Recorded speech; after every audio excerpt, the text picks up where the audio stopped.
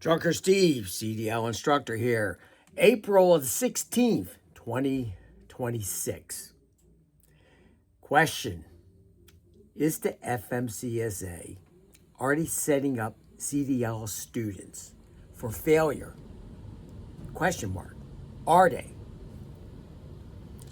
For years now, you may have heard the term or the phrase, CDL schools don't teach CDL students how to drive a tractor trailer. That's the job of a tractor trailer company, trucking company, which the FMCSA really doesn't seem to have any guidance or regulations to enforce any of these trucking companies to train the new inexperienced CDL drivers to be successful as a driver. And many of them will quit. CDL schools are there just to teach students how to pass the test to get the CDL license. In 2025 and 2026, we are now hearing from the FMCSA that many CDL schools are not following the curriculum. 44% of the CDL schools that were audited are not in compliance.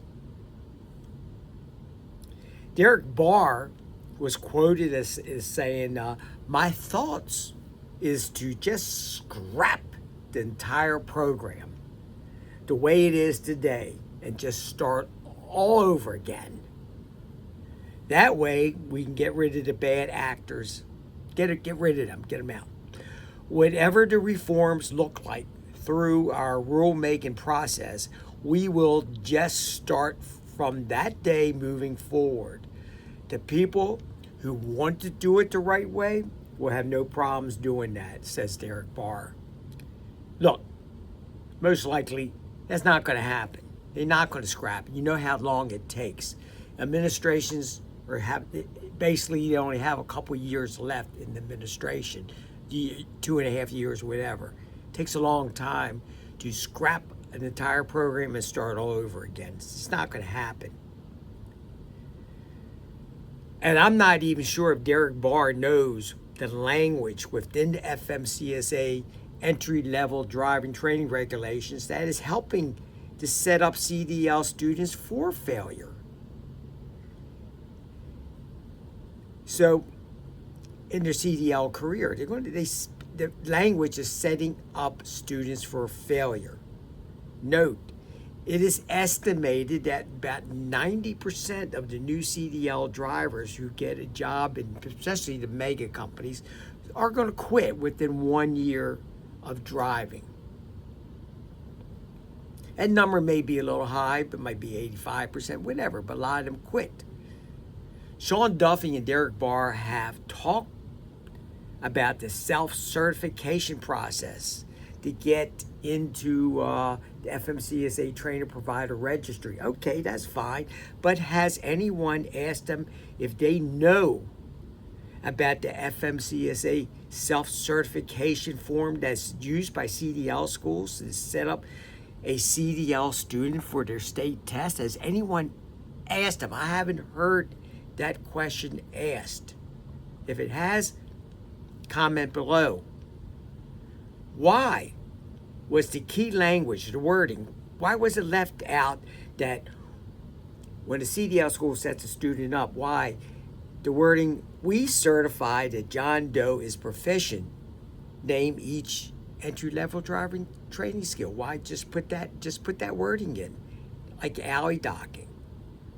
Why was the words on the form, we, XYZ CDL school, understands that we can only issue this certification form or this form for John Doe only if the named student has demonstrated proficiency in all required behind the wheel entry-level training skills?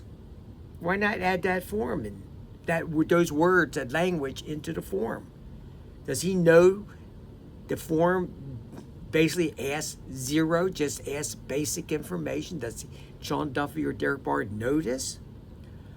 Also, as I stated many times, it should be signed by 3 members of the school: the instructor, the director, the owner, under penalty of perjury, under penalty of the law. Has anyone had a discussion with Sean Duffy or Derek Barr about this? I don't think so. At least I haven't heard.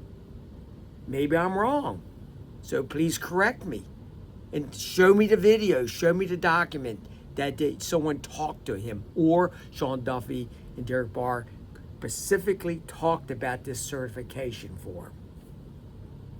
Were they ever asked about how a document must be taught? Or does everyone just assume it doesn't have to be talked about? It's just very clear on the entry-level training regulations, which it is clear, but it's been misunderstood. Why was it not put on the modernization testing, the alley doc? Why wasn't it just put on the modernization testing as a test skill? The FMCSA had to approve the modernization program to move it forward. Many CDL schools felt that the reverse offset just replaced the alley docking skill, and the FMCSA never updated the entry-level driving training regulations to explain the new modernization testing in relationship to the entry-level training skills. I know they had a study put out. Was the reverse offset just as good, or did it work just as well as the alley dock? And I believe there was a study, and I think there's another study coming out in 2025. Also looking back at that study again. 2025, I think, came out in October. I'm not too sure. Not finalized? I don't know. I haven't really seen anything where the FMCSA talked about that, looking into it. As of 2026, still now, today, there still has been no press release or press conference explaining why CDL schools must teach the 45 90-degree alley docking. Like I said, most people just assume, most schools, that is no longer required. Many schools do see it as a required skill. Hats off to those good CDL schools that teach all entry-level driving training skills. I appreciate what those schools are doing. So the FMCSA had to know about what I've been talking about. It just kept their eyes and their mouth shut very tight. So there's many reasons why CDL students have been set up for failure by the FMCSA since 2022.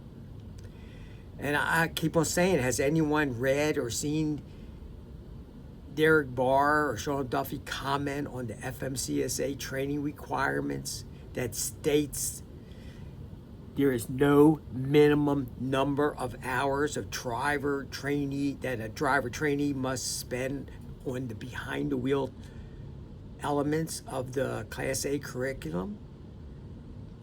We talking about road training. There's none. In fact, there's no minimum hours for anything when it comes to entry-level driver training. That's why, once again, many CDL schools, students are or will be set up for failure thanks to the FMCSA. FMCSA and others have used another way to set up students for failure. They have used the term a driver shortage to water down the training standards by the omission of key languages, once again, in the wording of the entry-level driving training regulations, wording to enforce the entry-level driving training regulations. The word driver shortage as an excuse. They need to push students in and out of CDL schools as quickly as possible to fill the seats. at trucking companies. And that's a big failure on the part of FMCSA. I think if you look closely into their history, you'll see that topic has come up and has influenced the FMCSA, and you see why what I'm talking about, what has taken place over the years. So over the years, many have talked and wrote about the poor CDL training at CDL schools. Very few, unfortunately, has put any of the blame on this FMCSA. And a lot of them will say about the accredited state licensed CDL schools, they all doing it the right way. That's not true. A lot of them are not good CDL schools. Just because you state accredited license doesn't make you a good CDL schools, especially because they are following a watered down system. Unenforced unenforced regulations. They don't, FMCSA not enforcing any of their rules and regulations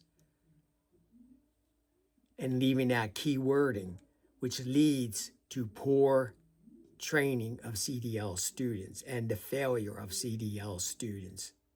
I don't know who's willing to speak up and ask Sean Duffy and Derek Barr the hard questions. Find out what they really know about the past practices of the FMCSA, especially with regulations that refers to CDL schools. I support Derek Barr and Sean Duffy. I think they're doing a really good job. But a lot of times they are listening to those who are close to them, not listening to CDL instructors, not listening to the people who really train students at CDL schools. They're not listening to the small people, the people in the bottom.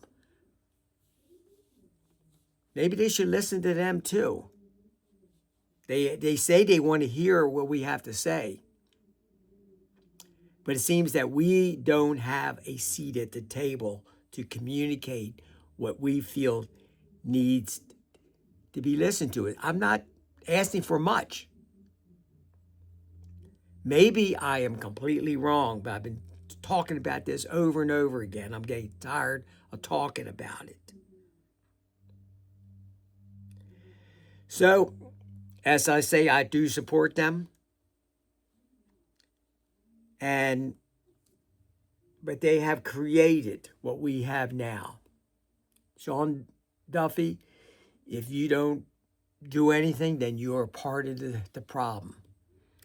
Ever since 2016, FMCSA has helped create what we have now, and that is a broken CDL school training system. Who's going to speak up? Comment below that if you get this link on LinkedIn or whatever, you're professional in the business, comment below on broken CDL trucking system on this video, that you view the video, you listen, explain what I'm saying, what I'm doing wrong, and points to where I have it right. I would appreciate that, so I can stop talking about this. Maybe I need to stop talking about it. What do you think?